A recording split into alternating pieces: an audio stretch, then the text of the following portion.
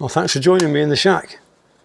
Just going to do a quick update on what's been happening over the weekend and recently.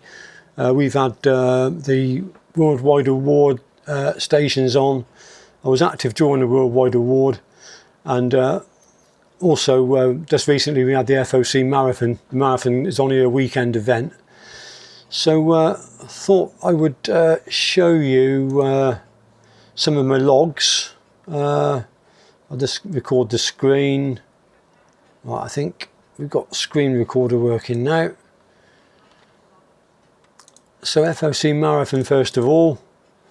I used SD by EI5DI for logging. Right, what have we got going on? These are all the countries that I worked here. So 4X, 5B, 5Z, 9J, CT, D, EA. Well, for you that of hams, you'll know all that this is. So what can I say? Israel, 5B4. Not sure what that was, what country that was. 5Z and 9J are African countries. Portugal, Germany, Spain, Balearic Islands, Ireland, France, England, Isle of Man, Scotland, Wales, Hungary, HB9, Switzerland, Italy, Sardinia, America, KP4 I think is Costa Rica, Norway, Lithuania, perhaps Bulgaria, Finland, Czechoslovakia, Slovakia, Belgium, Faroe Islands, Denmark, Netherlands, Poland, is it Slovenia? Somewhere like that. Sweden, Poland again, Greece, TI, I'm not sure what that is. Is it Corsica? One of them is Corsica. TK, I'm not sure. Russia, Canada, Australia, India, Romania and South Africa. So those are the countries that I worked over the course of the FOC Marathon weekend. Altogether nearly 250 QSOs I think. So scrolling all down them here, a lot of as you can see here, a lot of DX, a lot of North American stations, and again back here a lot more North American stations. Worked on multiple bands, so pleased with the performance of the restricted simple wire antennas. I did enter the FOC Marathon as a restricted station because I'm limited. I haven't got any beams and I haven't got an amplifier, so I was running 100 watts to wire antennas. The other thing is the WWA stations. Right, let's have a look at them. We'll go on the QRZ.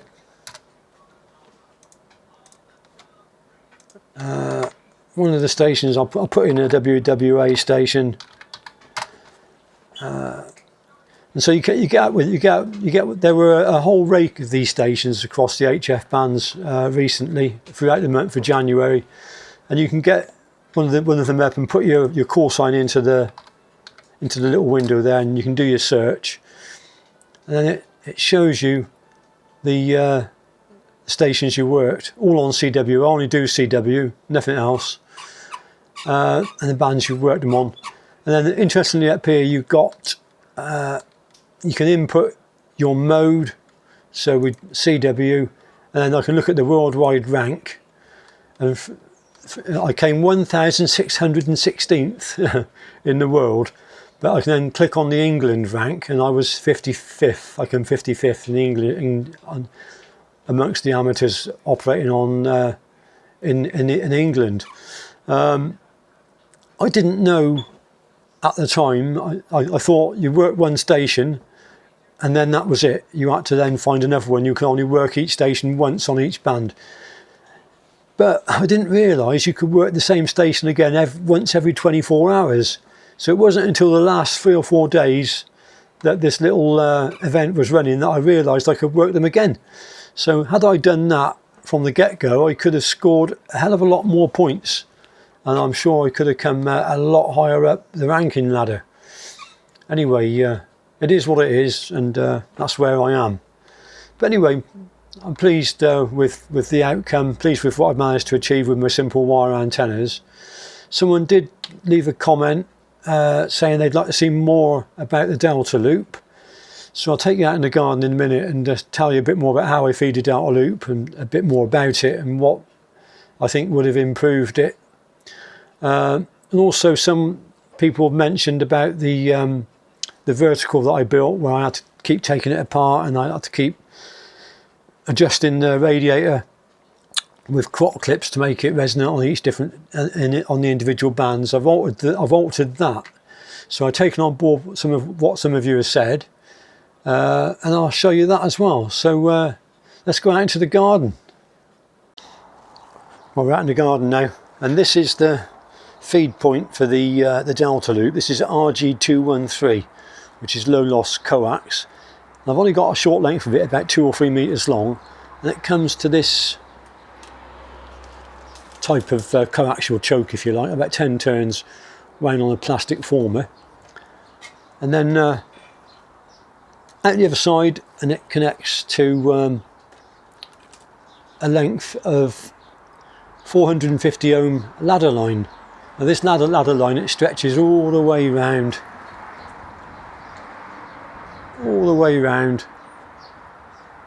It's a bit of a lash up and out to the garden. It goes up to a feed point up there. With the magic of an extendable arm, I can climb you up the ladder line. Up we go, nice and high. And that's the feed point to the Delta loop there. You've got to be careful how you do this, because this ladder line and the wire, it won't hold mechanically onto that point there. You need to use a method to take the strain, and hopefully you can see what I've done there. I'm hoping you can see it. I'm just guessing at the angle of the camera here. So I got some, I think they are zip ties, which are tied round an insulator made out of a piece of plumbing pipe, plastic plumbing pipe, and then the strain is taken down. Let's bring you down again. Strain is taken down this thin line here to this tree. Now, this is the secret to a long-lasting Delta loop. In the tree there is a piece of bungee. Can you see that? Look. A piece of bungee. So that takes the strain and means that the wind doesn't just act on the wire and fracture the wire. So that's that side of the Delta loop. The other side of the Delta loop is pretty much the same. It's a full-sized loop fed in the corner, and it goes up to the apex up there, and then down here, and then across to there. Full-size 20-meter Delta loop, and again here another plastic connector. Let's show you that close up. There you are. You're about 10 foot off the ground there, and then that comes down to this, which is a piece of catapult elastic. And you can see again, the purpose of that is to take the strain, so the loop itself remains under constant tension no matter what the weather does to the loop. It remains under constant tension. And the loop is slightly out of vertical. You can see it's probably 15° at a vertical there. That doesn't really matter. In fact, it favours the radiation in that direction, if you like. But it's not very high off the ground, and it's fed in the corner. I did feed the loop 1/4 of a wavelength down from the top originally. That was the original configuration for this delta loop, but I found it difficult to get the symmetry with the loop, and also to have the feeder coming away from the loop without it. It was just difficult. So it was more convenient to feed it in the corner, the far corner, like I have. But the antenna works well. It's a full-size loop on 20, and with the balance feeder, it means I can use an ATU, minimal losses, and tune it on other bands as well. But I think I would have done myself a favour by making it a non-resonant length, and I think it would have matched all the bands easier. As it is at the moment, it matches 15 metres. The walk band's okay, and it obviously matches tunes very easily on 20 metres, but 10 metres is a bit of a faff. So yeah, I would have probably made it just slightly smaller by a few percent, and I think it would have tuned all the bands really well. Anyway, I look at the vertical now. So this is an antenna that I put up temporarily, really. It's just a bit of a lash up, just to get me through the marathon, because I needed something to make those DX contacts with. And I went with the idea of the vertical. I like verticals. They give you a low angle of radiation, or lowish angle of radiation. The radiation pattern coming off my delta loop is basically a big fat bubble of RF, because it's not really high enough off the ground to give the real superb low angle radiation. Whereas the elevated feed point vertical, also known as a ground plane antenna, I think it's definitely better for working DX. I've had several contacts now where I've been able to compare the delta loop to the vertical, and there's several S points improvement on the vertical.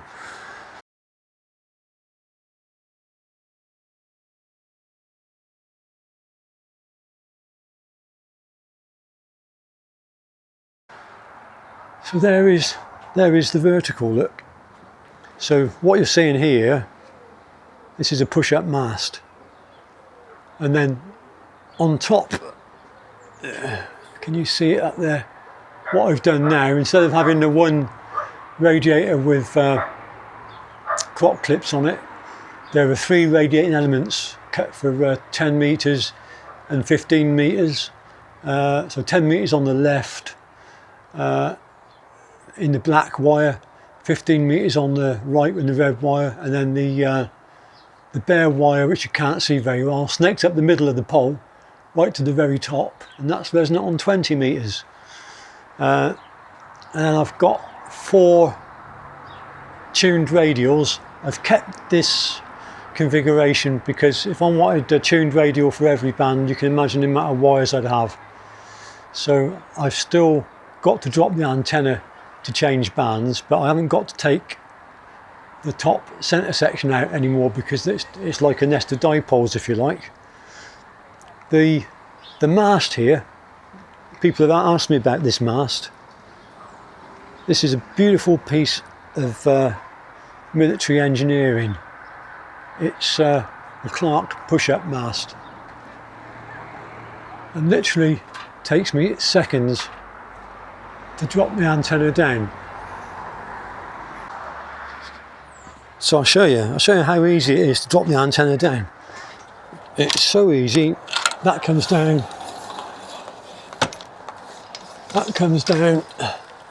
the antenna is down, and I can service the antenna, do what I want. In fact, I'll bring you in for a closer look at the radiating elements again. You can see what I've done. So there we are. That is the vertical radiator now.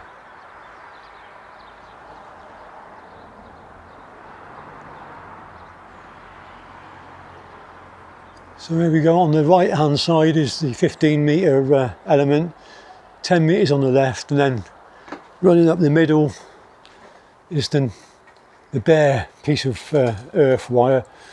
This antenna was built from 2.5mm twin and earth. But it works like a bomb. Brilliant. Made hundreds and hundreds of contacts all around the world on it. So I'll just put it up I'll put up one of the poles. So at this height, I can actually access all of the crop clips that I need to make my adjustments. So I can just quickly clip them on for whatever band I want to work on. And that's how I change bands. Easy as that.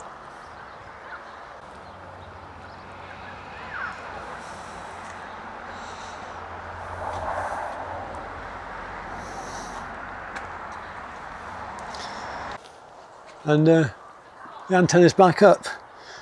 This mast will go up to 40 feet. So it'll go up more and more, but you can see what happens then. It starts pulling off the radials, and also I can't get the right angle, so I need to the radials need to be at a certain angle to get the right input impedance, 50 ohm impedance. We're not far off with it, to be honest with you.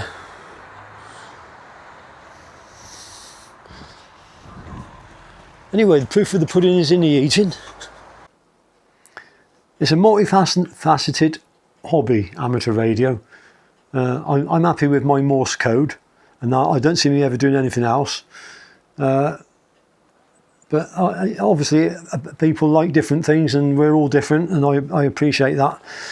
One thing before I tie this video up is that I don't really consider myself a contester, but I do dabble in the occasional contest. I'm more of a rag chewer.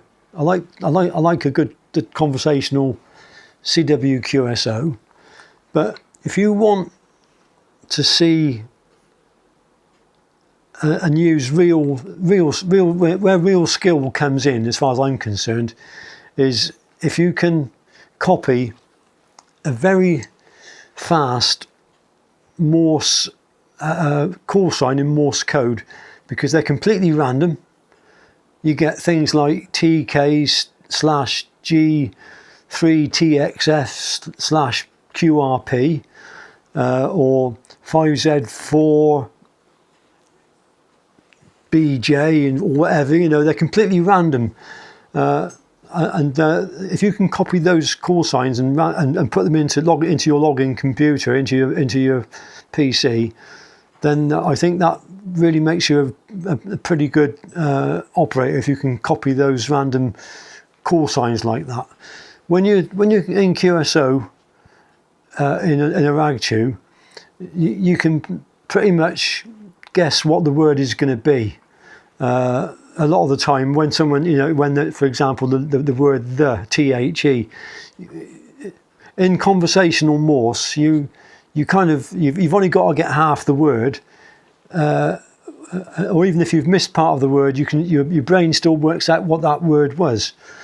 But with a call sign, you've got to get it 100%. There's no, you can't miss a character, otherwise you've lost that contact point, that QSO. So I have to say that I think contesters, although perhaps we don't all agree with them, they are probably amongst some of the top operators in the world. Anyway,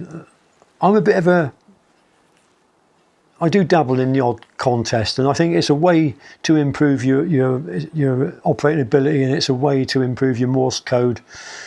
And it's a way also to understand how the bands are operating, because on 10 meters I was working some stations and I could hear the QSB going up and down, and I knew that if I persisted just for a little bit, I might send a signal out and it might just catch that bit of denser, more ionised part of the ionosphere, because it's always fluctuating. It's in total chaos and it's totally dynamic. And then I might just get a moment where the ionosphere is just a bit more reflective, and my signal might be heard. And there was a guy that I was trying to work in North America, and he was struggling to hear me. And I just waited and waited, and then I chose my moment. And sure enough, I got through to him. I could hear the QSB going down, and I could hear it beginning to build back up again. And I thought, it's improving. I can feel it almost. Over the next sort of few minutes, I could feel it coming up. And then went back to him, and sure enough, he got my call sign. And then again, a few moments later, the band completely dropped out. So it's all part of the miracle and fascination of amateur radio on the HF bands. Anyway, that's it from me. Thanks for watching. Hope you've enjoyed it, and I'll see you on the next one. Bye for now.